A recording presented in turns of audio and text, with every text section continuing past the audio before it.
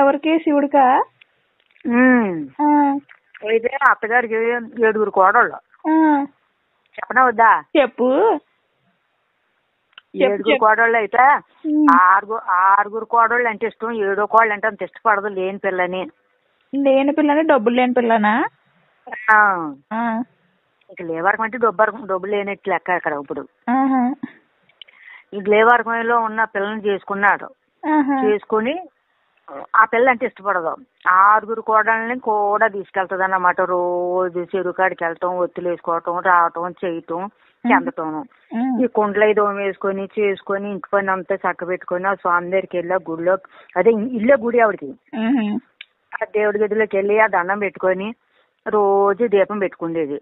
ఎలాగా మజ్జిగ చేసేది కదా, మజ్జిగ చేసిన కవ్వానికి ఎన్న అంటుకుంటది కాదు, ఆ ఎన్న దాంతో ఒత్తులు తడుపుకొని ఒత్తి వెలిగించేవి. ఆ భగవంతుడు ఆ యొక్క భక్తికి వెలిగించేవాడు అన్నమాట. లేకపోతే ఆ మాత్రానికి వెళ్ళిపోద్ది. నెయ్యి చేసి నెయ్యిలో మరగబెట్టి నేతిలో నానబెట్టి ఎత్తని కానీ వెలుగుతో లేదయ్యి. అయితే అలా వెలిగేది. ప్రతిరోజు ఇప్పుడు ఇంటికాడ వెలిగించుకుంటుంది. ప్రతిరోజు కోడలు తీసుకుని ఆవిడ వెళ్ళి గొడవల్లోకి చెరువు దగ్గరికి వెళ్ళి ఇవన్నీ చేయించుకుని వస్తుంది. లాస్ట్ పోలేరమ్మ స్వర్గం వచ్చేసింది. ఇప్పుడు పేరు పోలేరమ్మ. ఎవరు? కోడల పేరు. అయితే ఈ ఈ లాజ్ అంటే ఏంటిది ఆమాస్పాద్యం వచ్చేసింది అన్నమాట. ఈ కార్తీక మాసం వెళ్ళిపోయింది, రేపుతో వెళ్ళిపోతుంది కదా. అయితే ఈ కోడళ్ళని అందరినీ తీసుకొని గొడవల్లోకి చెరువు కాడికి తీసుకెళ్లి ఒత్తిడి వేసేసింది. ఇంటికి వచ్చేటప్పటికి అత్తగారు వచ్చేసింది అన్నమాట. ఇవి వెలిగించుకునేటప్పటికి లేట్ అయ్యింది.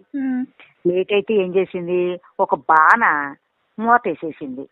గొనువలేదు, చూసేస్తుంది అత్తగారు వెలిగించుకున్నామంటే గొడవ పెట్టేస్తుంది, తిట్టేస్తుంది, కొట్టేస్తుంది.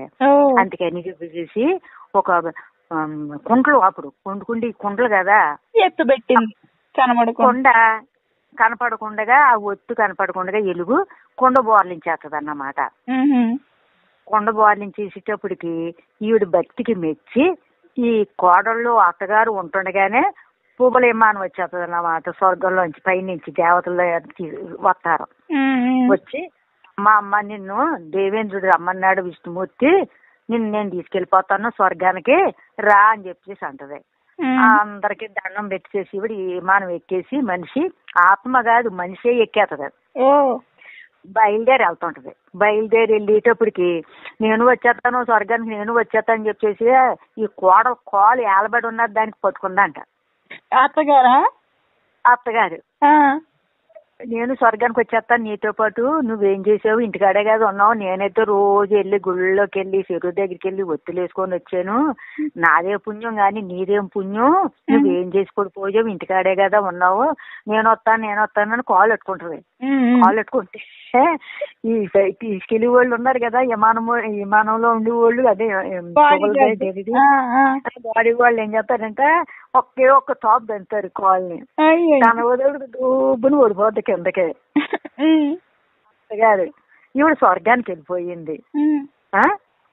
తన్నేటితో వచ్చి చూసుకుంటే ఏముంది, బాణ మూత వేసేసి ఒత్తులు జ్యోతిలో వెలుగుతూ ఉన్నాయి అన్నమాట. ఆవిడ చేసిన ప్రతిభత ధర్మానికి, ఆవిడ యొక్క భక్తికి.